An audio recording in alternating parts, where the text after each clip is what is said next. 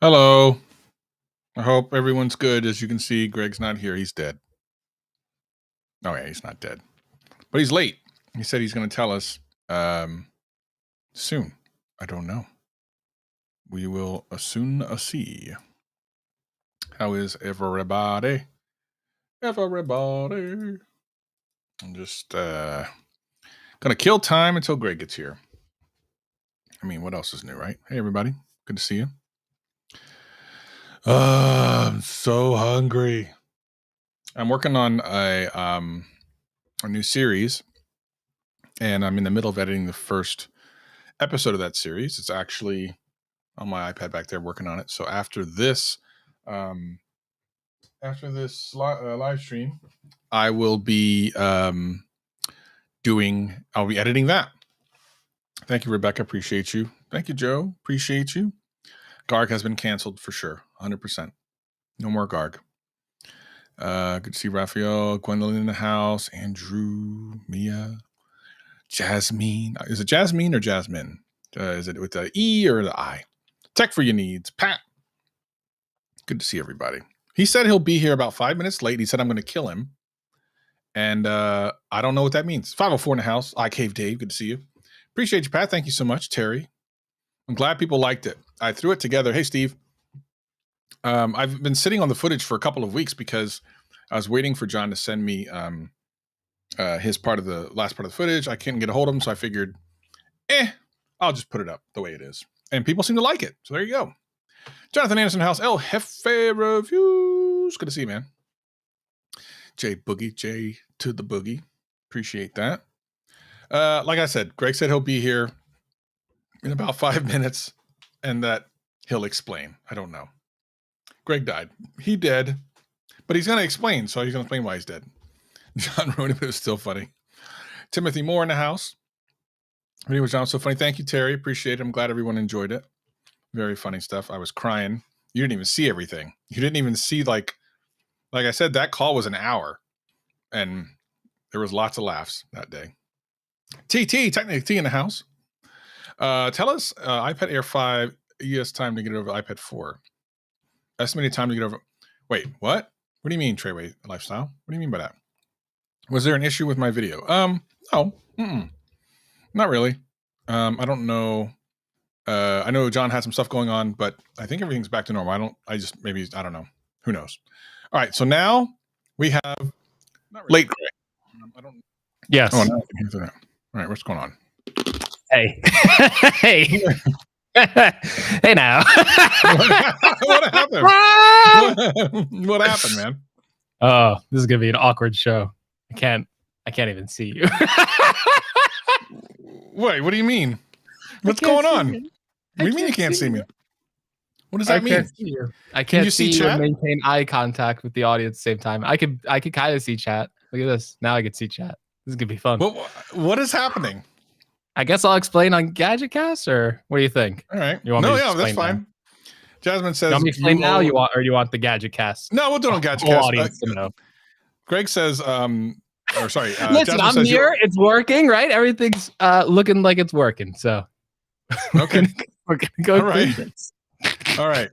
Greg owes Jasmine a half of a Big Mac. I don't know what that means, but yes. Right. Jasmine, saw the infamous Mac Studio unboxing and has laid claim to half of the Big Mac. Which really, I love Big Mac. I'm giving away half Big Macs from now on. That's my thing. Travis doing other things. I'm giving away Big Macs. I love Big Macs. We need a food sponsor besides Snickers. We need we need a food podcast. We've talked about this before. I guess we can just get started. Let's go. Yeah, let's just do it.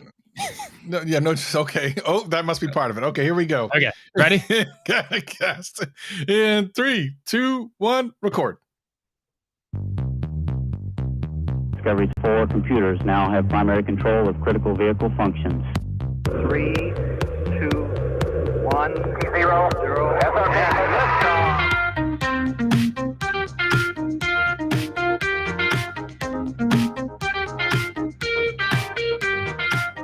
Hello and welcome to the best produced podcast in the entire universe without any issues ever, the Gadget Cast. My name is Gregory McFadden, joined always with my co-host Travis MCP. Space travel. Hey, something's going on. I don't know what's going on. So for All people right. who are Listen, listening to yeah. Okay, well, hold on, Greg. So for people that listen to audio podcasts, they don't even know what's going on because, of course, we stream the Beforecast and Aftercast on YouTube Live. If you're not here, you need to be here. And Greg was late. Now, for the audio podcast listeners, there's no such thing as being late, other than the fact that we don't upload until like a week after the podcast is done. But I mean, like listening, you just press play, right? But apparently, you were a couple minutes late. So you said you had a story. So spin us a story, Greg. Okay. Hey, in the early Gadget Cast days, I wanted to make sure the show went pretty smoothly. So I'd show up about, I'd say at least 15 minutes early, maybe 30 minutes early. Sometimes talk to Travis for a bit, go over the show. As Gadget Cast has matured, I've been like, I'll just show up like 5 minutes before. It was a big deal. I got things to do. I'm busy. I think if you've watched my last video, which was Mac Studio versus Mac Mini, might have noticed that there's some B-roll from Mac Mini unplugged. Now, I use my Mac Mini for my streaming setup to do GadgetCast. I got it hooked up to its own separate monitor. It's at its own separate station. It has all the GadgetCast things there for what I need to do. And I may have left the Mac Mini in my new studio, and I may have just sat down at my desk 5 minutes before the show and started hitting the keyboard, why isn't it waking up from sleep? Why isn't it working? And I just look over, I go, oh, there's no computer here. Interesting.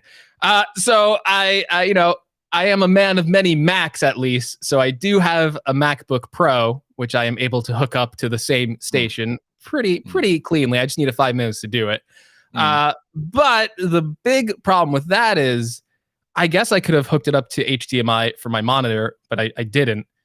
Maybe I should do that now. I just realized I could do that. This has an HDMI port. Duh. But I'm looking at a camera. Usually my camera is right above my monitor, so I can see. I can look.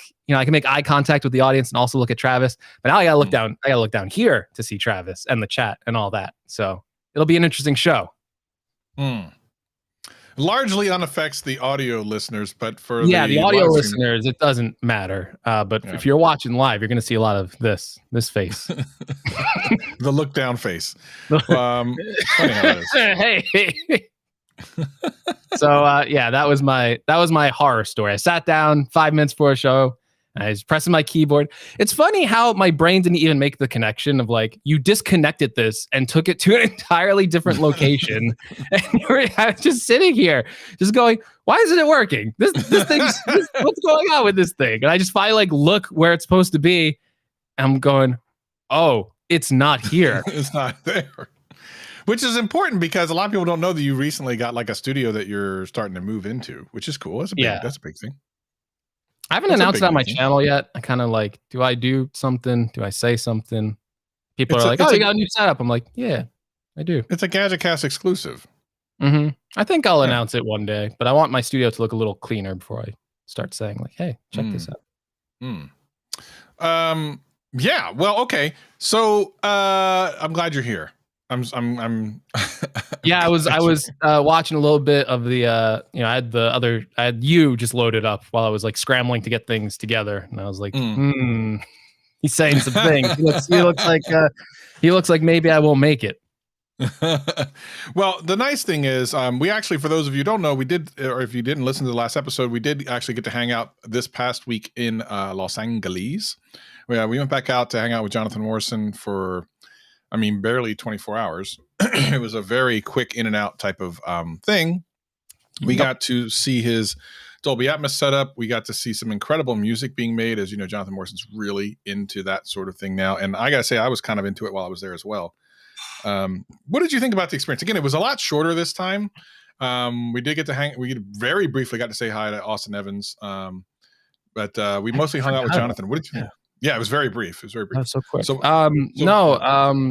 I wish we could have stayed longer, obviously. But it was very quick. That was definitely the fastest trip I've ever done, where it's like you fly in, you fly out the next day. It's like I spent more time on the plane than actually spending it there, probably, to be honest with you. But I had a really good time watching all those guys make music and stuff like that. Was really kind of inspiring in a way. I like seeing them kind of, what term should I use? Vibe, jam out. I don't know. It was an interesting experience seeing like people that are that creative really into their craft and enjoying it. And it's not something as like, you know, as like a YouTuber who works by themselves, it's not something you really see every day. You're kind of like very secluded and working alone. So to actually see people connect and get creative and bounce ideas off of each other in a completely different setting than I'm not used to. Music, I have zero musical talent or abilities, as you now know, Travis, watching me. I can't even move correctly. So seeing all that, seeing that put together, finding a new appreciation for music in a way because of that, because I'm not even used to seeing people record live music and stuff like that. It was really cool. I loved it. Yeah, he is doing some pretty incredible stuff. He's actually a really good producer, because we would watch these guys who are obviously artists. They know what they're doing. They can sing, they can produce and stuff. And then you would see Jonathan come in and say, try this. And then it would take the song to another level. And that kind of blew me away. Like, I knew Jonathan loved music, but that surprised me. That was insane, because you would listen to it the first time and you would go, oh, it's like, I would go, oh my God, that's so good. It's perfect. These guys are great. And then Jonathan's like, why don't you try this? And then you do like the implementation and does it again. It's like, oh my, that's even better. That's so good. And then Jonathan's like, actually tweak it like this. And then like, there's like a couple different revisions as you're going through all of it. And each time it gets better and better and better. And it's just like, wow. Like the fact that he's able to like just listen, pick up on things, know where certain things should go. And just seeing all that again, I'm have no music ability, talent. Seeing that being made a completely different art form was just an incredible experience. Yeah. And we also came to find out that Jonathan Morrison's kind of a Greg's Gadgets fan. He really likes you. I don't think so. I think he absolutely does. It's a little weird. He's, I think he was like, Greg's Gadgets, this guy's, what's this guy doing here? He's got to get out of here. Quick. This is literally the opposite of what happened. Jonathan I think he just straight up loves Greg. I think he just really does. Kind of a funny thing. But it's cool. I'm glad, because I don't want to go there alone.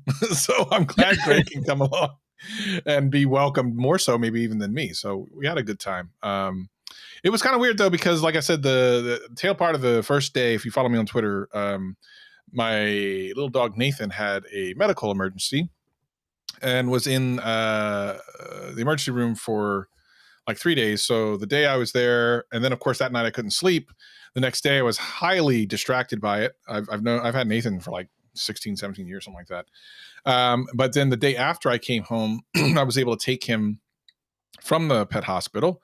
He's been home recovering. He's a lot better. I would say he's 90% back, which is great. I love having him. I'm so very thankful that he's here and happy, but it did distract me from the second half of the visit. But the nice thing about, so let's rewind a little bit. The reason that we went back is because Jonathan wanted us to be there to make up for the Gadget Cast episode we talked about last episode, which is where we had an interview with Jonathan Morrison, shot with like 3 different cameras or 4 different cameras or something.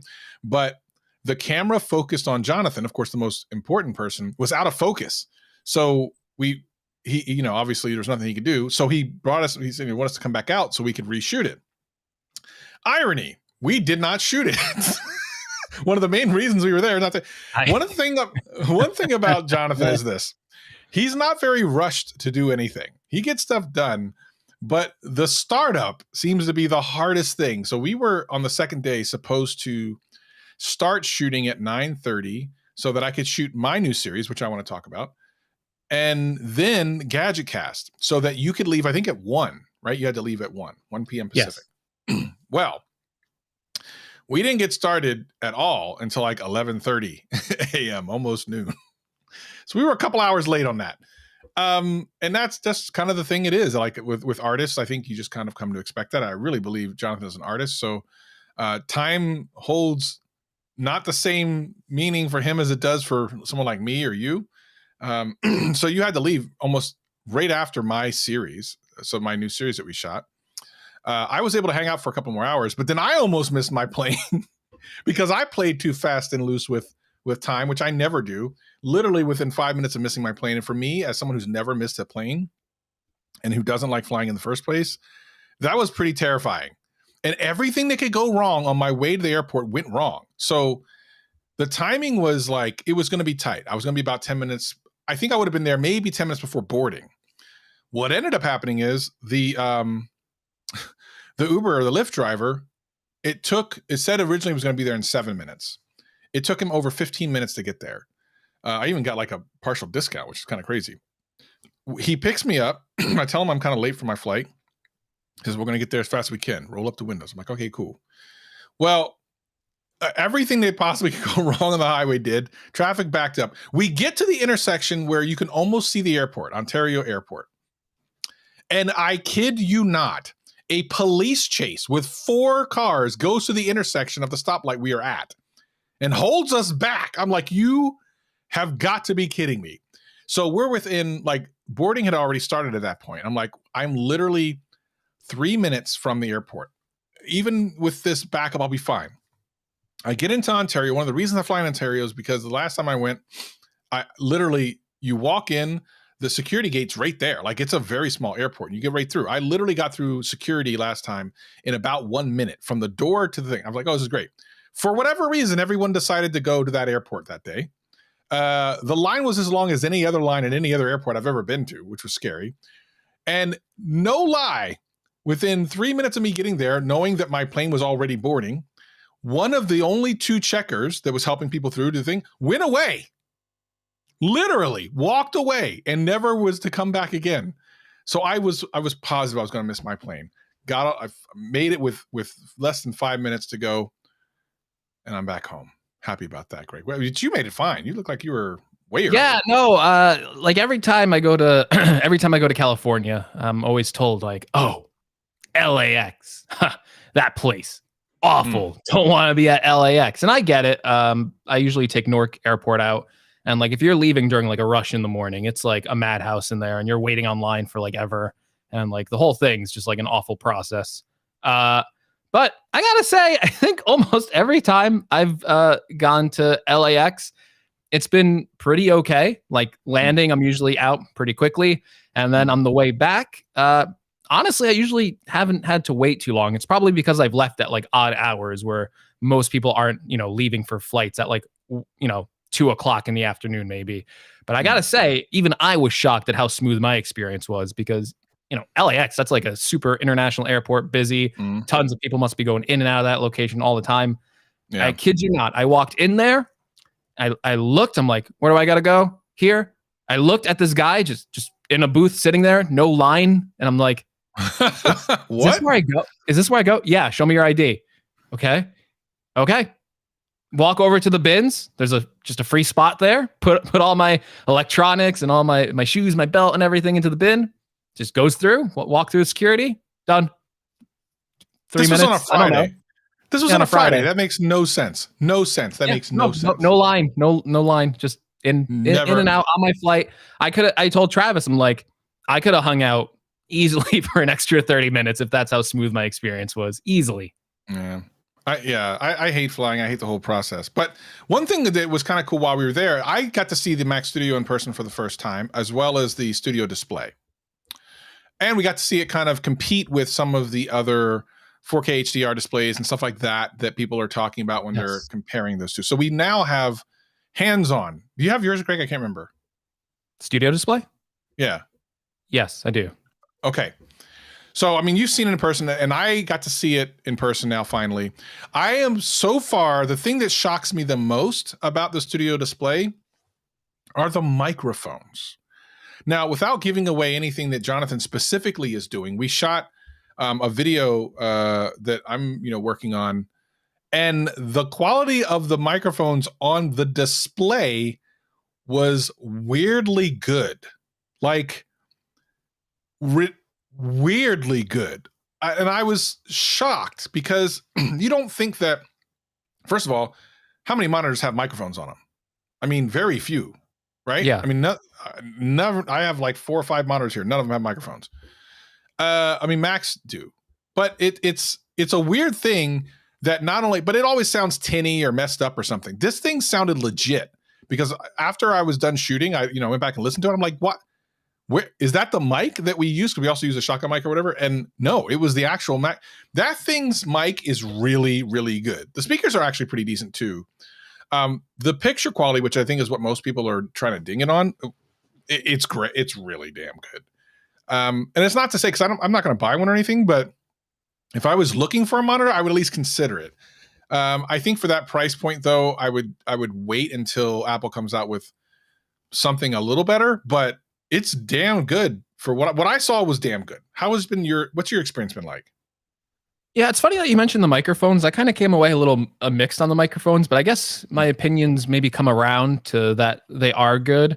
I just thought because this is like the same microphone system that's on the existing MacBook Pro, and the MacBook Pro has excellent microphones. But I was doing kind of like a direct comparison between them, and what I found, at least how the way I was using my studio display, was that the studio display was much farther away from my mouth than, say, like my laptop. So I kind of went, oh, well, the internal microphones kind of get a bit of a downgrade, even though they're the same exact ones. When you compare them against the MacBook Pros, the MacBook Pro sounds a little bit better, but that's just based on proximity to voice. If you get like really close, you kind of regain all that richness back into the display. So I kind of said like, it's like, again, for a monitor's microphone, like most monitors don't even have microphones, and this thing's really good. But I said, like, depending on how far away your monitor actually is, maybe you lose some sound quality there. But based on everything we've seen, I won't spoil anything, but like, those microphones are actually really good. And again, you have to put everything into context. It's a monitor microphone. It's not like a dedicated microphone, but the fact that you can actually like use that in a video, and most people probably wouldn't even notice or care, just goes to show you, like, okay, you're taking like a video call with these, you're golden. Like, no one's gonna be like, oh, your microphone sounds bad. What did you get a chance to look at the webcam at all? Because that was like a big controversy. Like, so part of the footage that will be in that video that you were in, which we'll talk briefly about, is from the webcam. Now, all the other videos I've seen, I wasn't impressed with, and I was kind of worried that it wouldn't look good, but it actually looked okay. It wasn't bad. I still think this is the one part, and it's still confusing to me why Apple can't seem to nail this in a way that's like breathtaking. I feel like if anyone can do it just based on the software, it's not even about the hardware. You buy the highest quality lens you can for or whatever, and then everything else is software. The way the picture looks and just about everything nowadays is software. It's not really the hardware. I'm kind of shocked that they, even though I was okay with it, which I didn't think I would be, but I was okay with it. It's fine, but you need to have good lighting. Yes, and I think that's mostly true for all webcams at this point. You need some sort of good lighting because they're just fighting against physics with like these tiny little sensors, and they can't necessarily do all. They can't have like the same exact. I guess it would just be too much. The monitor would be more money if they put an iPhone camera in it. People would then be complaining like, well, I don't need a webcam that's that good. Why did you put that in there? I want something that's less money and less that. I think for this, the big mistake for Apple maybe is just that the technology for center stage is really cool. But when you put it on the studio display, and I think this is probably, I don't know what the right answer is, because I think the technology of center stage on, and I think we said this when the iMacs came out, why isn't center stage on the iMac? That makes so much sense. I think the problem is, though, when you actually put it in there with the 1080p feed and the fact that it has to crop in, and then because a monitor is, again, farther away from you usually than your iPad. If you're holding your iPad, it's like this. With your monitor, it's like at arm's length at least. So think about that. The studio display, it's using the same exact center stage camera as the iPad. So when it crops in on you, it actually has to crop in farther than the iPad would, because you're not holding an iPad like that. And if you ever look at if you have a center stage iPad or this new studio display, if you disable center stage and just do like the full zoom out of the ultra wide, it is ridiculous ultra wide. It is crazy how wide that camera actually is. So when you're getting that much, when you're cropping in on a 1080p image, on a 5K display, the imperfections of that are just going to be made apparent to you. No matter how much processing Apple does here, this is where that's going to quickly fall apart. And the fact that they are doing so much processing on the camera, the fact that it's cropping in so much, that's where you're really going to notice the noise on this. I think for this to be a truly great webcam with the center stage technology, they would have to give it a 4K sensor. It would have to be 4K for this to work properly. But as we kind of know with Apple's supply chain and their strategy, I don't know if we should blame. I feel like this is classic Apple to just reuse parts to save money.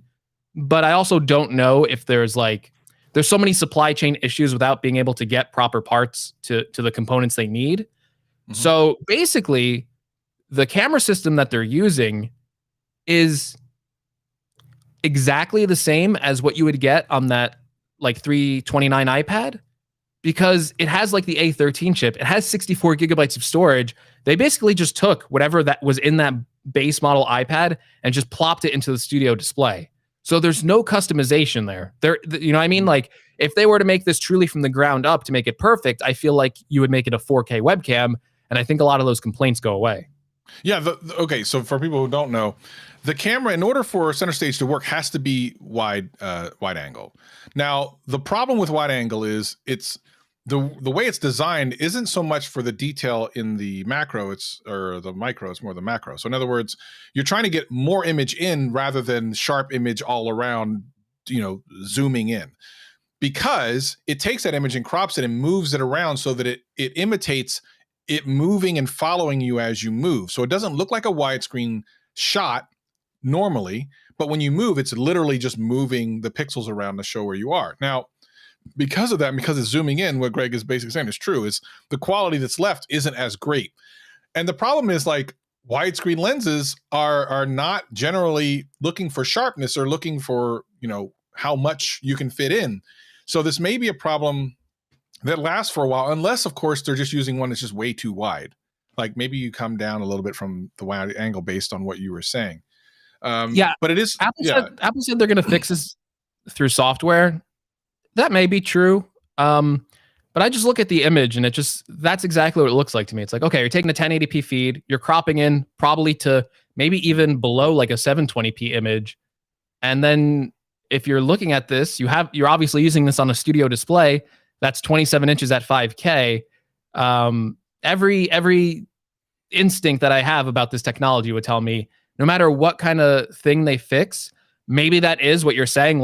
Hey, right now it's just cropping in too much, and maybe we make the allowance a little bit wider for that, and that takes away some of the cropping, gives you a cleaner feed. Maybe that's the way to kind of fix it. But I feel like if they keep the same way they're cropping it now, and they truly go for that center stage feature, I feel like it's always going to have a lot of that noise. Maybe they can clean it up a little bit with more processing, or maybe some of the colors and some of the reviews looked weird. It just didn't look correct, but maybe they fix some of that, fine tune it. At the end of the day, though, I wouldn't expect a miracle. I wouldn't expect it to start looking like an iPhone camera. That's what I'm trying to tell people. They may do some things to fix it. I believe they'll do something to. I don't think they would just say that. And if they didn't have something planned for this, they would never acknowledge it. That's Apple. They would never go, what do you mean? There's nothing wrong. It's fine. Yeah. So during the, I can actually show, you're going to have to jump on the YouTube channel to see what I'm about to show. I'm going to show a screenshot from the video that we shot. And this is, so there you are, right? And there I am. I'm on the studio display, so I'm definitely not as sharp. You're on a MacBook, right? You're on a MacBook? Yeah, MacBook Pro. And then I'm not sure what Carlos was on, but you can see that there's a lot of macro blocking and just kind of it's just not as good quality. It looked fine on my screen, but the stream out, you can see the difference between me and then you guys on a MacBook, which looked much better. Yeah. So you can actually see the difference. Now, hopefully it's a software thing like Apple is saying, but at the end of the day, it kind of is what it is for the moment, and we'll just have to see. That was a really good example. I might even have you send that to me for a video I might do. But that's fine. A really good example, because you can even see the perspective of what we're using on the MacBook camera and where you're sitting. The framing is almost exactly the same. It's almost exactly the same width. And the new MacBook Pros have a 1080p webcam. So they're able to use that full 1080p image while technically it's 1080p, but it's cropping in to get that same exact frame. So, and I think looking at your image, I think your suggestion of make it a little bit wider might actually be the trick. Or maybe give some, Apple might not ever do this, maybe give some settings into the allowance of how much you crop in on it. Yeah, I mean, that's possible. That's possible. Yeah. Carlos is actually in chat. He said he was using a MacBook Pro M1. Yeah. So his quality does look similar to what you guys. No spoilers, Carlos. No spoilers. Yeah, no spoilers there, Carlos. No spoilers. Don't do this. Don't forget, I'm holding something over your head. Yeah, that's why I do that. Anyway, yes. So exciting times. I'm still mildly impressed with the monitor. The price tag, I think, is what's bringing a lot of the kind of critical. I think if this thing was $1,000, people wouldn't have as much to say about it. I mean, if this, yeah, but like, I feel like what? I mean, I think maybe. No, I think at $1,000, I don't see how there could be any controversy with this at $1,000. I feel like that would just be like, that would be like too good to be true. If this was $1,300, I think it would be perfectly fine. I think there'd be no controversy. I just think the fact that it's like $1,600 is the thing for a lot of people. And I get that. Like I acknowledge that in every video. This is not a cheap monitor. Like if you can't afford it, you're going to be like bitter because you probably want to use, if you're a Mac fan, you probably want to use like these Apple monitors because they work so well with Macs. And as someone who had to use third-party monitors for a while because Apple didn't make a somewhat affordable monitor that $5,000 without the freaking stand. So I get that. I get like that can be like super frustrating, and you're definitely going to look at it and go, "This is still too expensive for me. I can't afford it." Yeah, but it's almost like it's a prosumer. Almost. Yeah. Like, who is this thing for? I guess the real question is, who is it for, Greg? It's hard. I really think this is such like a bad reviewer take, but it's like the truth. It's for anyone who feels comfortable spending that amount of money and who wanted this display. I did a video on it and some people are like, you're biased. And I'm like, I think I actually am biased in this case because I've been waiting for them to make this display for so long that when they released it, even though I agree it's expensive, I kind of was just like, but this is what I wanted. This is exactly what I wanted them to release. And it made me happy that it's an option. Yeah. Well, there's lots of options out there. Yeah, I mean, it is. But listen, I mean, to a certain degree, we're all biased about something when we watch a review. I feel like this was maybe more biased than anything because I feel like I've like even said in other videos, like if Apple just made a display that looked decent and used the same technology as the LG Ultrafine 5K, I would buy it.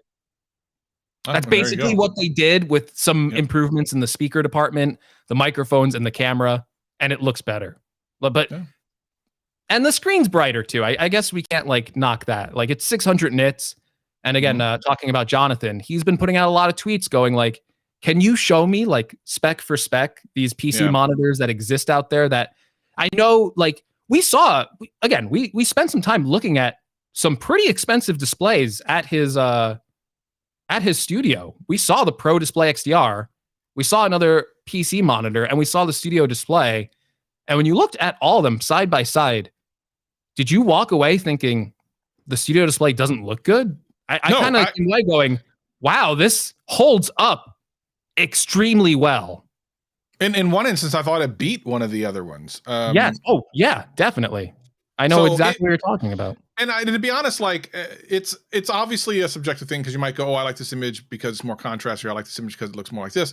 But in no way was it like, this just isn't as good. That's just not one of the things that you could really say. I want to move on, but I'll sum this up the best way I can because I feel like again, I have been biased towards this, and I kind of feel like I know the argument from the other side. I feel like the Windows side of this, the people who are like really going like, why would you buy this display? Every time you ask them, like, what display would you recommend? It's always something that isn't necessarily what a Mac person would want. So you'll say, is there any 5K displays that can hit the native resolution and scaling for Mac to make it what Apple calls Retina, where you won't see the pixels.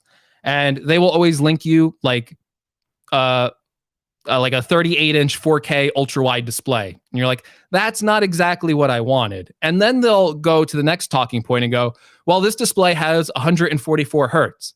And listen, higher refresh rate on display, it's cool and all that. I have it on my MacBook Pro. I got to be honest with you, for a Mac, it's a nice bonus. It's far from what I need on the display because you're not really gaming on Mac. And even if you are gaming, you're really not hitting those higher frame rates where 120 hertz is really going to matter. So I feel like for the Windows side of it, it's so focused around gaming that every monitor is catered towards gamers. There's some monitors out there that aren't. Gary was talking that he had like Everyday Dad, friend of the show. He was talking about how he was using like an LG OLED display. And I think that's like a 60 hertz OLED $3,000 PC monitor. And he liked the studio display better than that. Wow. So a cheaper alternative to something that should be better. And it's weird. I know it's hard to like understand, but some people don't need the specs that necessarily you want in this space. For like a creative monitor where you want like the color accuracy, the brightness, all that stuff, the extra refresh rate would be nice, but it's not necessary like it is in Windows, where primarily the people who are buying these really expensive PCs are also gaming on them. Yeah, definitely right. Okay, what else do we want to talk about? Oh, the iPhone subscription thing. I do want to real quick talk about that. So what do you take away? Can fill us in on what this exactly is? Because it just sounds like I have to fill in. Ooh. Okay. It just sounds like the simplest way I can sum it up is it sounds like you would just buy a subscription to get an iPhone every year or other hardware. They kind of already have this. They have like an upgrade program where you basically pay monthly, and every year you can swap out your iPhone if you want to. Right. I kind of feel like they're already there, but maybe this is more of like a service thing where it would bundle in other services together or hardware services together. And the idea is basically instead of buying $1,000 phone, or I don't know, this might even go to Max or whatever, you would just pay a monthly fee. And well, so here's the thing. So John Prosser did a video today talking about it, and I think he mentioned that like, well, what happens if you stop paying? They take it from you. But that's not completely untrue for the other situation. If you stop paying for the phone that you haven't fully paid for, it's the same exact thing. So I don't know why this is any different. It's almost like, first of all, we don't know for sure that this is a thing, right? It's a rumor or whatever, or leak or something. Assuming that it is true, which I could actually see this to be true. So of all the like rumory things, this actually does make sense. So I could totally see them doing that. And it makes sense for Apple in a lot of ways. It could make sense for consumers, but it's much like leasing a car is really as close as you can say to what this is. You never really own the thing, which is fine because a lot of people are still constantly paying their phone down anyway. But you always get the newest thing if you want it. Okay, cool. I don't know if they are going to, if you're leasing it or whatever, they're going to like repair it if things go wrong. Like, do you get free Apple Care? Like, are they? Yeah. I imagine that would be part of the deal, just because I think the current Apple upgrade program, I think it requires you to get like Apple Care because let's face it, like if you're using a lot of these phones are going to come back pretty dinged up. So I can't foresee them going like, oh yeah, you don't have to have Apple Care.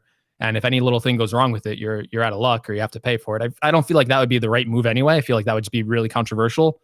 And in terms of like value to the consumer, I think your analogy of the car lease is very accurate. Cars last an extremely long time. So if you buy a car, it can last, I don't know, nowadays pretty easily 10 years, maybe more, depending on how you drive your car, all that stuff. So when you do a lease, you're usually like returning that in like 3 years. But if you want a new car every 3 years, it makes sense to lease. But the smart thing financially would just to be to hold on to your car for as long as it runs, and you'll be in a better financial situation because you would have saved money. I imagine this iPhone upgrade program, if Apple wants this to work and it wants to be a good deal for customers, would probably be the same way. Phones nowadays, especially like these last generations of phones, I feel like these would have no problem going 5+ years. If you really just held on to your phone, you didn't need the latest and greatest thing. I feel like you could buy an iPhone today, I feel like you could easily get 5 years out of it. What this subscription service would be good for is if you're watching this podcast and you're an enthusiast and you're like, I got to get the latest iPhone every single year. I just have to have it. I have to have every single upgrade. And I feel like that's a situation where they could include enough incentives to make it work for them, because it's also a sale for them. So they maybe could lower the price in some way, offer some bonuses, maybe give you Apple One for free with it, Apple Care for free. They could lump in a bunch of things that if you're that type of person, you would go, well, why wouldn't I do this? Why wouldn't I do this? I don't keep my iPhone anyway. Yeah, I need to understand the difference between this and the existing program they have, because technically in the existing program, you haven't paid for the whole thing. You're constantly paying for it. So you don't own it either. So I don't know that this is any different. They might add some different perks to it, or again, they might wrap it into Apple One, which that actually makes more sense. It feels like they'd just be taking something they already have and then maybe converting it, upgrading, however you want to call it, into this new thing. I think it's a pretty cool idea for those that want to do that. I think I know some people are saying right to repair and all this stuff. I don't know that even matters, because depending on how they do the service, if they wrap in, Apple Repair, then you don't need to worry about right to repair. You just take it to the Apple Store. Who cares? Like, if it's part of the service, why wouldn't you use it? Like, you using cheaper stuff. The right to repair thing is like, really, if we're being honest, right to repair is more about, let me repair it for cheaper. That's really what it comes down to. People go, no, it's about ownership. No, shut up. If it was more expensive to repair it on your own, you 100% would not care about right to repair. 100% you wouldn't. So the reality is, it's about cost and price, and rightfully so. And if it's in some way covered by this, then right to repair is irrelevant. But we don't know yet, because again, this is kind of hypothetical. I'm kind of up for it though. If they end up doing this, depending on the pricing and what the terms are, and like, can you upgrade every single year? Do you have to wait 2 years? Like, what's the deal? I might be up for trying it out. I don't know. Would you, Greg? Yeah, I guess theoretically I would be interested in trying it out. I feel like with like subscription services, it depends how they do it. I always feel like there's just like an extra like hoop I have to go through, where if I just buy my phone outright, it's usually like a little bit easier than worrying like, okay, I got to make sure I sign up for this thing over here, and I got to get it from Apple. I can't. Yeah, but then you're the money. I mean, like, it's not listen. Like you keep your old phones. If Apple tells me, Greg, you don't have to wake up anymore. The phone's automatically pre-ordered. Yeah. It's going to be sent to your house. All right, I'm signing up. Let's do it. But if I have to like go through some hoops and be like, yeah, check this box and this box, if anything takes that checkout process longer, I got to verify something. That's a no for me, at least. Well, it's because we're tech tubers and you need it. That's because I'm a tech tuber, yeah. But no, I would definitely be interested in signing up, because honestly, I already have Apple One. So if this is going to work out to save me money in any meaningful way or give me any benefits, then I definitely look into it.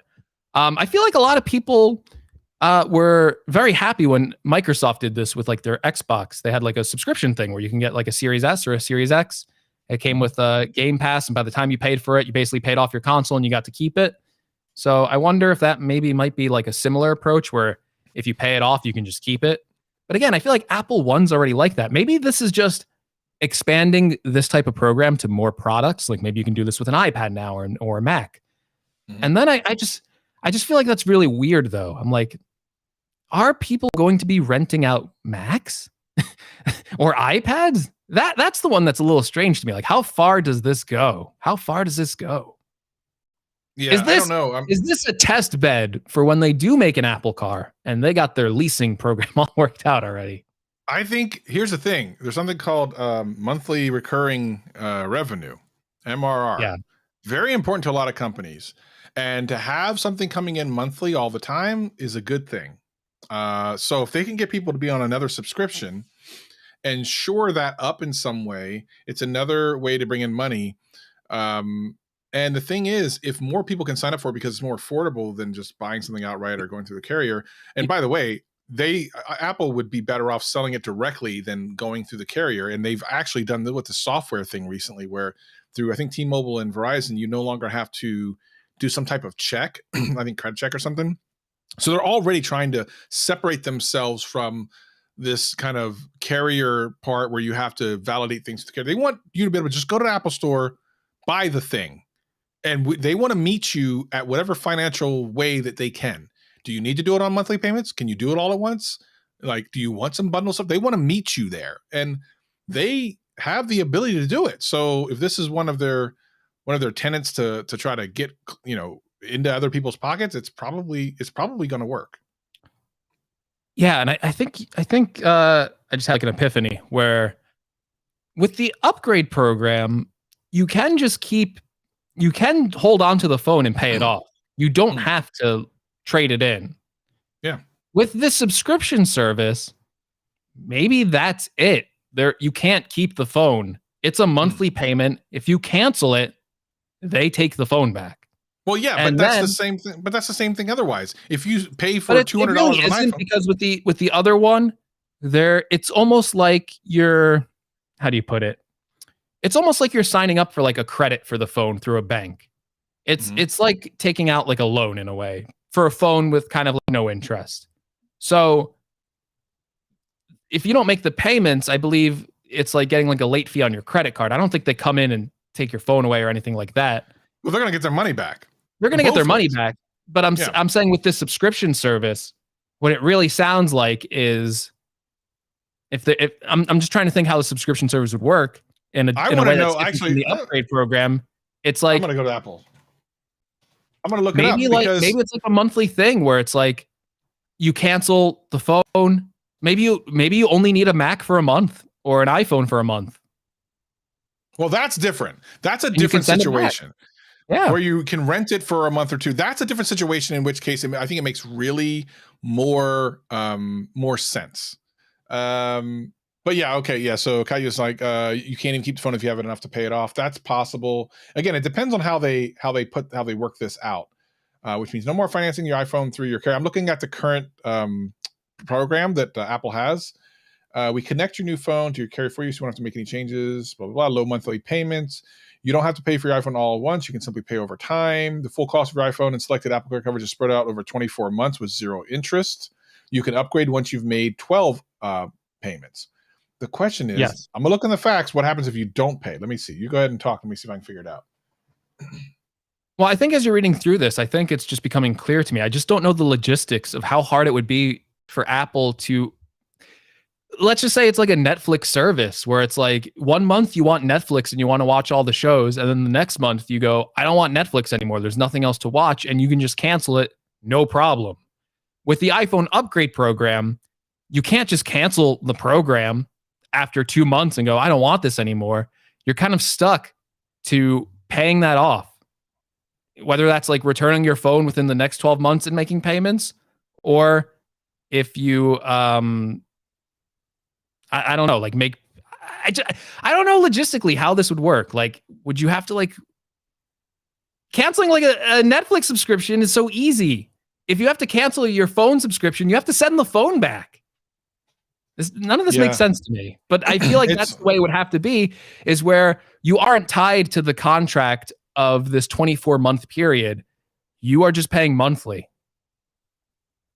Yeah, it's very hard. I'm looking through the legalese and I don't even see where it tells you what happens if you don't pay. Most of the time that's somewhere in there, but I think it's because you're making payments according to the Apple Card, which I think at that point you're tied to Apple Card. Does the upgrade program only work through Apple Card or no? No, you can get it, I believe, Right through away. other things. Mm-hmm. Facts about joining. What information is needed to apply? What's my loan? What do my monthly payments cover? Your monthly payment the full, of course, Apple Care. Can I exchange it? If you're okay, what is Citizens One? So they're going through Citizens One, which is probably a banking or something like that. So basically then you owe Citizens One money, which means it's going to be worse if you don't pay them, because they're going to go after your everything. It's not they're just going to come after the phone. They're coming after extra stuff. Because a bank ain't going to want your phone if you're not paying. They're going to want money. So I think it's worse with the upgrade program if you don't pay than just having to return your phone. But again, hard to say, because we're comparing this against a program that doesn't exist. So let's see what happens. We'll see. I like the idea from the outside looking in, but we'll see. It's an interesting idea. I feel like it's definitely what Apple's kind of been saying for a while, that they want to get more revenue from subscription services. And again, having that guaranteed monthly payment is a powerful thing because it's always recurring revenue. And investors really like that you're like, oh, you're guaranteed to get this much money every single month coming in no matter what. Great. And as these phone upgrades become kind of less and less exciting every year, if they can get people to still pay money every month, I feel like that's probably the best way to keep growing that existing business rather than making a new thing. So just from a business point of view, kind of a genius move. And I feel like Apple's one of the only people that would be able to kind of pull this off to get people to just pay a monthly fee on their products. I'll tell you what, if this thing doesn't hit my credit, I might just do this for a video.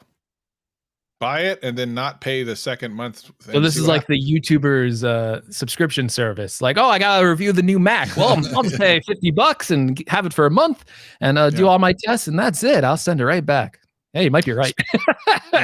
So we'll see what happens if this Apple thing gets announced. Release it for all the products. I'm changing my tune. I'm in. Yeah, let me pay a little bit. I don't need to keep the iPhone SE for more than 2 months, right? So real quick, as we're starting to wrap a little bit up, I want to talk to you about what else happened while we were in California, which was I started shooting it's not going to be the first episode. It technically was the first episode I shot in the series. However, it will not be the first episode released of a new series I'm doing. And it marks, I think, our first collab on either one of our channel, I believe. Is that right? Have we ever been on the other person's channel like directly without just stealing like footage? First. I think you're right. I think it's our first collab, which is kind of way overdue. I didn't even realize that when we did it. I was like, oh, I didn't either this is until I'm sitting down and thinking about it. And yeah, it's the first time we've ever really collabed on anything. Now, without giving anything away, what did you think? This is a whole new type of experience that I'm trying to create. I'm curious as to what your real feedback is. I mean, you told me some stuff, but now we're on GadgetCast, so now you can tell the truth. What truth am I telling? What your experience was? What do you think about the series? Like, what were your thoughts going in? Do you want me to give like a lot away? I don't want you to give anything specific away. I just want you to talk about your feelings about it. Your thoughts and feelings. I thought it was a really interesting series. I think the element that we did it in was, without giving too much away, I think it was the perfect scenario for something like that. I wonder how some of the other ways you're planning to do this in the future. I wonder just how that looks and how that dynamic works. I don't know if you reviewed any of the footage you've made yet with my shoot, but it probably came out pretty good, right? Yeah. It looks great. Oh, by the way, people are reminding me. So you were in the Austin Evans video because you shot, but that's not the same thing. You said hello, and then you said those don't count. Those don't count. Those don't count. Yeah, this is different. This is different. Go ahead.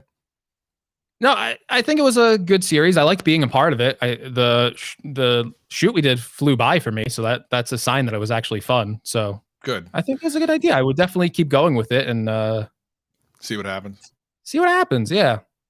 Well, so I did the second shoot yesterday with some other YouTubers, and a similar thing happened, which it's not something I really had anticipated. But it's cool because I think everyone had the same kind of thing. There's a moment that happens at the end of the video where a decision is made. And there's a bit of like, that same thing happened to the other people that are in the other video because they told me after the fact that like they were worried.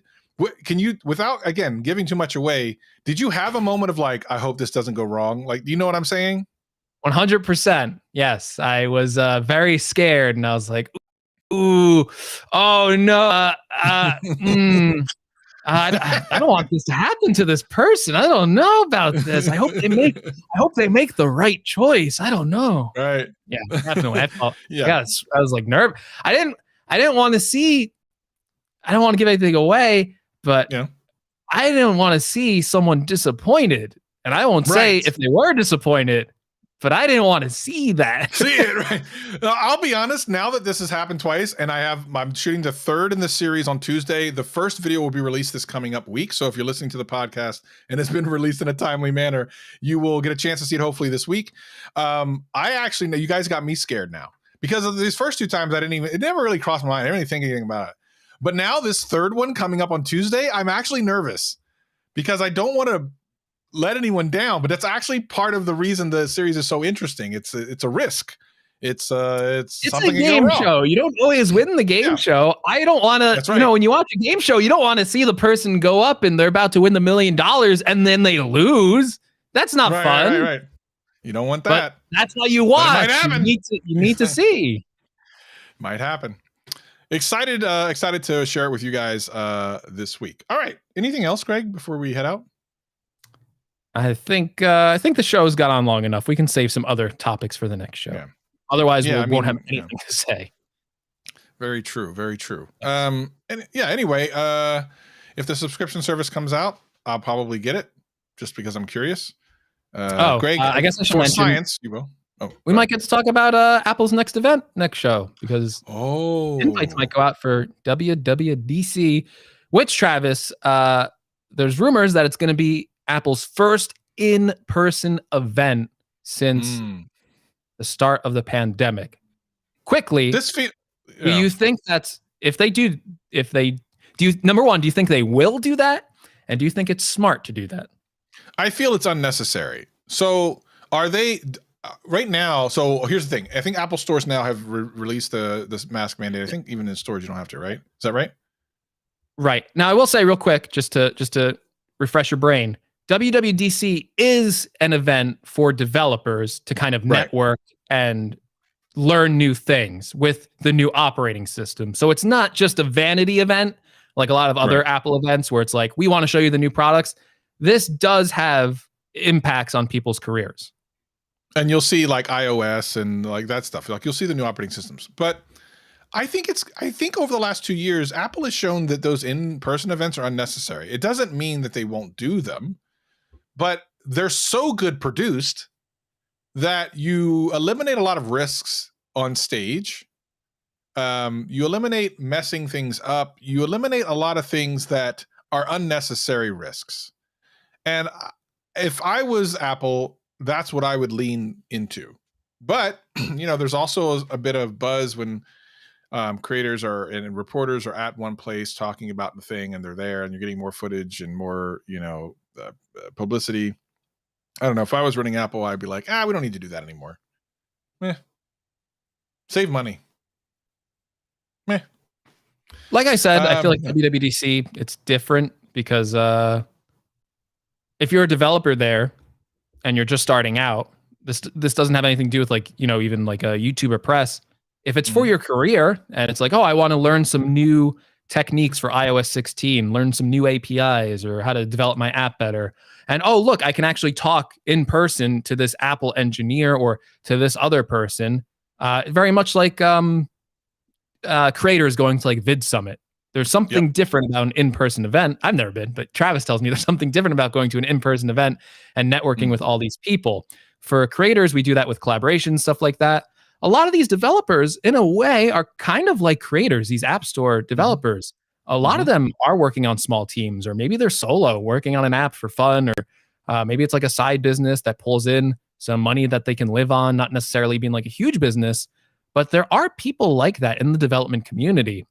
And with WWDC, I've kind of heard like two sides of the coin. I've heard for some people who could never make this event, that having it all online and having it all equal for the amount of developers that Apple has working on their systems has been great.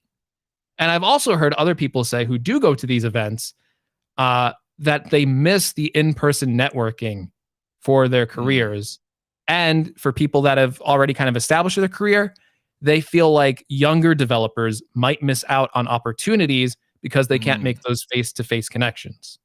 Gotcha. So it's a tricky thing to balance. But I will say I don't know if Apple should necessarily take the risk this year, because even though things might be smooth sailing now, it's very hard to predict the future. And I feel like Apple, out of most companies, they have been very cautious throughout all this. when this first started, I knew this was going to be bad when Apple went, we're closing all of our stores. And I was like, whoa. I think we were like texting. It's funny. I think we were texting each other and I went, weren't we like talking? Like there's like a rumor that Apple might be closing all their stores. Like it was just like a rumor at the time. We were like texting like they wouldn't close all their stores. They're going to lose so much money. And then they did. And it's like, I kind of judged that. I went, I think this thing is going to be very serious. Yeah. That was a big risk. Yeah. One last thing Kaya actually says in the chat actually reminds me that I actually tried universal control between my iMac and my iPad. Pretty cool. I don't use it all the time, but I might start using it more often. It seems pretty cool. It does make dragging and dropping between the two a little easier. I mean, I think it's still using AirDrop to do it, but yeah, it's kind of cool. I kind of dig it. So hopefully I'll use that more often. Are you using it at all? Yeah, I did start using it. The technology is really impressive to me. I almost can't believe it works. It's magic, Travis, as we would say. Is. It really is. It's really cool that you can go from Mac to iPad. It's even more crazy to me in a way that you could, like, if you have the iPad keyboard, you could do the same thing right back to the Mac and control it. I didn't know that. Yeah, and then it also works with multiple Macs. So you could just have like your MacBook and then a desktop and then an iPad, and you could drag from one end all the way to the other end. And the fact that it works this smoothly is crazy. Going in between different operating systems like that. I don't know long term if that becomes something that redefines how I use all these products.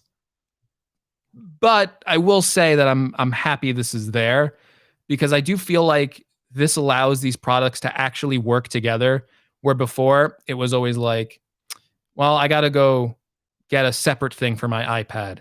The fact that you could, if I can make this decision now of like getting that keyboard in my current setup, because I primarily use my Mac a lot more than my iPad, I think maybe I would have just got a cover for my iPad and then just prop it up. And then anytime I wanted to use it as kind of like a second display, I already have the keyboard on my Mac. There's no need to have that secondary one.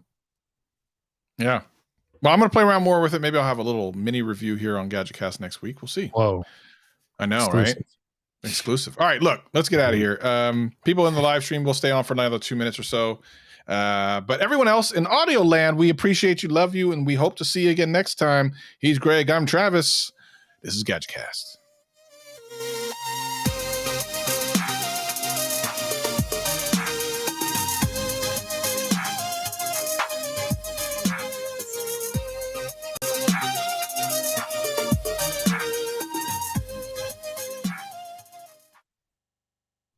You know what's funny is we were so proud of our songs, and then we go to Jonathan's place, and it's like our stuff is garbage.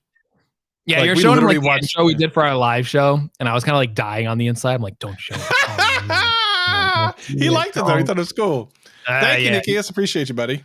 He liked it. You have no idea. But, yeah, he liked it, but on the inside, he was like, yeah, there's so much wrong with this. Well, here's the other thing here.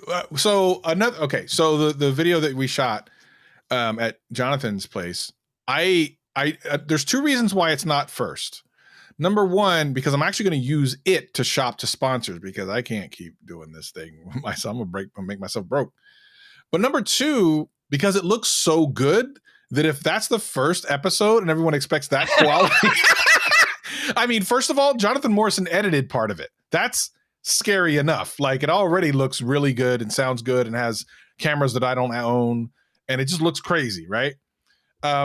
So I don't want that to be the first one. I want it to be more like a special episode. Yeah, because there's the one I'm doing right now, which is going to be the first one, is the one I shot yesterday, and it's just like this. It's basically a restream video, and I'm kind of putting stuff in, and that's it. So. Yeah, it's funny because when we were a lot of like Apple videos to shoot, why don't you go get some B-roll with Jonathan and do all that? And I was just like, I looked at Travis and I went, yeah, I put that in, and then expect that. And then the next video they see when it doesn't look like that, they're just gonna be like, ooh, I don't know. Yeah, he was intimidated to have too good content on his channel, which is I don't want to I don't want people to realize that they're watching bad content. Once the good content's there, their eyes open. They're gonna go, oh no, what are we doing watching this? So I think it's bad. Nikias says, who edits better, Jonathan or Greg? Is that even a real question? That a question? I mean, is that a real question? Actually, I'm going to show you a shot from that video. Nikias' stuff is incredible. Like his stuff lately has been off the charts. You should ask Jonathan that question of does Travis or Greg edit better? And then I think you got the maybe a little bit harder to pick. I don't know. I don't know. Maybe. Where can I show you this picture, this shot that, is it in? I don't even think I'm funny. I think Jonathan's funnier. So I think I got nothing going for me. You got nothing going. I think you're funnier. Yeah. I think what do I you're got going for me? No, you're funnier for sure. Oh, no. I don't have it. I don't think I don't have it on this computer. I have it on my Mac. Anyway, you'll see it. You look at me. You guys will see it. Laugh. Yeah, looks aren't everything. Yeah, you guys will see it next week. But anyway, yeah, that's it. Jonathan 2, Greg 0. Well, funny you say that. There's a score coming up. Yeah. Greg. Yeah, I won't even say anything. Yeah, we'll leave that. More ways than you know. Yeah, you're more accurate than you know, Nikias. Trust me when I tell you. I think so. My guess is it depends. So if it turns out that I get a sponsor for that video, then that video will be second, which will probably be next Saturday with the one that you're in. If not, then it'll be after that. Yeah. All right. Well, that's it. I got to go back to editing this video because it's really important to me. And then I have another. So right now I have 3 videos. So I released the one today. I have the one you and I shot. I have the one I shot yesterday. I'm shooting one on Tuesday, and I'm in the middle of another Switch video. Someone's got a Look at you. Galaxy S. I'm so happy that you're making cool content.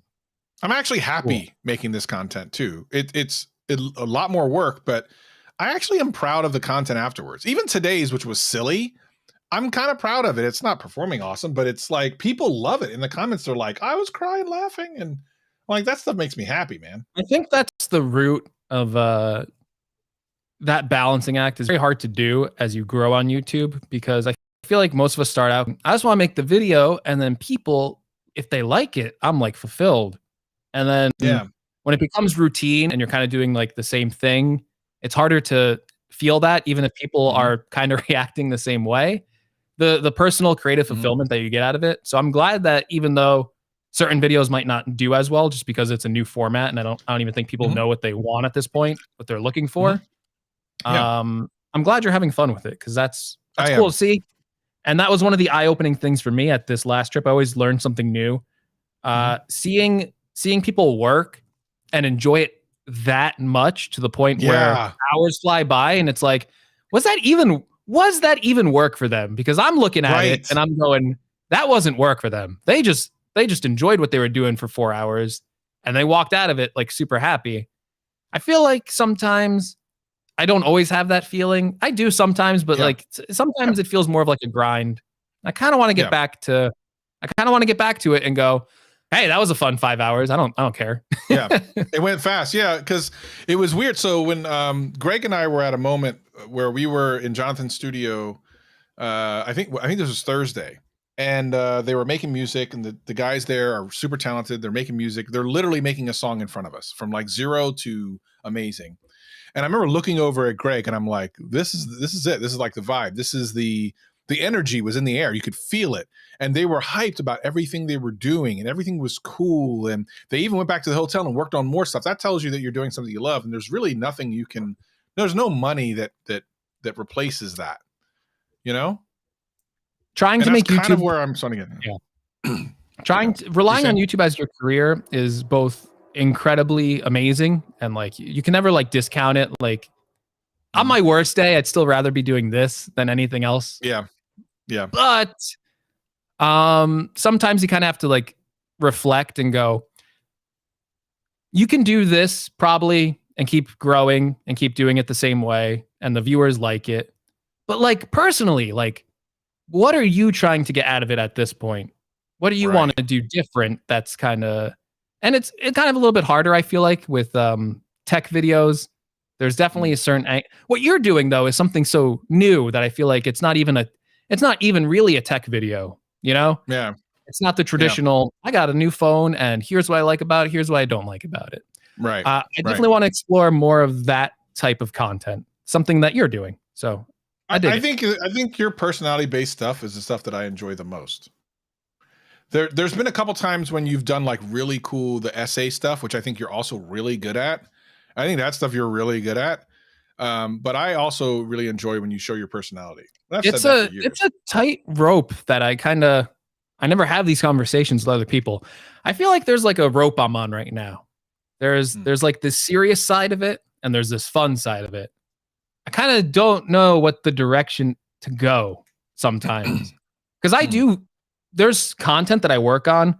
I think one of my favorite videos that I worked on was when I did a video on the iMac, and I kind of and I've used this method a couple other times. I use like some like Steve Jobs quotes at the beginning of my video, kind of do like a video essay on it.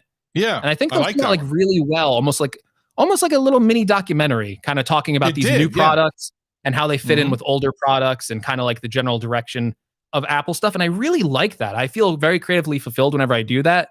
And I see like that people actually get like an emotional connection with those videos. Yeah.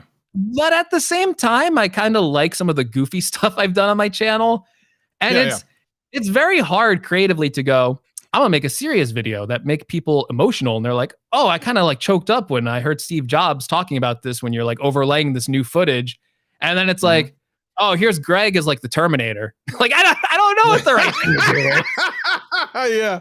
Well, I'll tell you, here's the thing. Here's a bit, I'll leave on this. There's been very few videos and stuff that I've done that have been just good. Like, in other words, they have a good intention all the way through. There's nothing bad about it. And I haven't still gotten a negative comment about it because some people just like to be negative. I'll give you an example.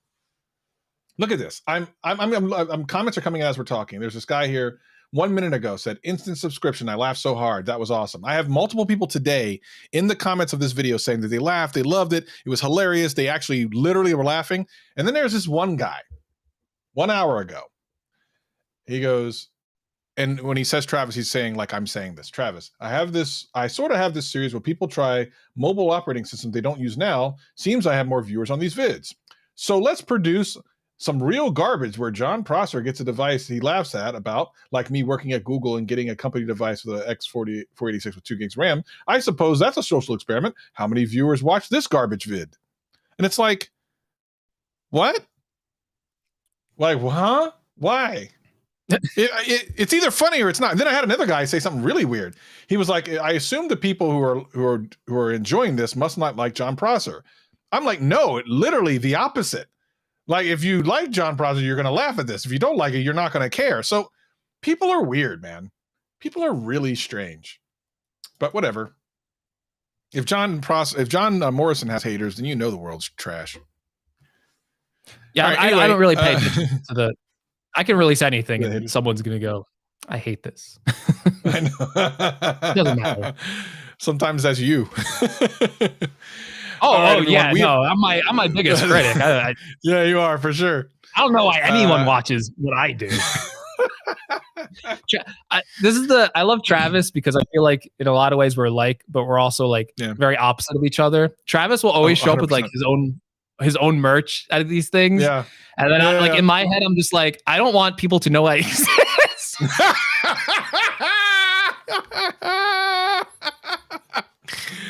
Oh, that's so ironic because today was the first time I released a video where I wasn't wearing merch. I thought that's so funny, and I thought of you. I'm like, I'm not wearing merch in this one. Like, that never happens. I show up with I think the first day I show up with like a plain black t-shirt. I'm trying to like blend into like the wall, and like Travis is like, look, Greg, I'm gonna go change. I'm gonna go change into I'm the B-roll shirt. I had my Cancel Greg shirt. I just didn't wear it because we never got to do our Gadget Cast there. But yeah, I would have worn that as well. Oh my God. Anyway, appreciate the Gadget Cast fans so much because I feel like they're just always behind us. Love. They got an extra. They got to go a little deep at this deep end cut show. They got to go behind deep the cut. scenes. They got to see the crippling depression of two YouTubers. It gets bad sometimes. It really gets bad sometimes. Okay. Anyway. Yeah. Yeah. Well, we'll Not talk to really. you guys and gals next week. Yeah, it can be actually. We'll talk to you guys and gals.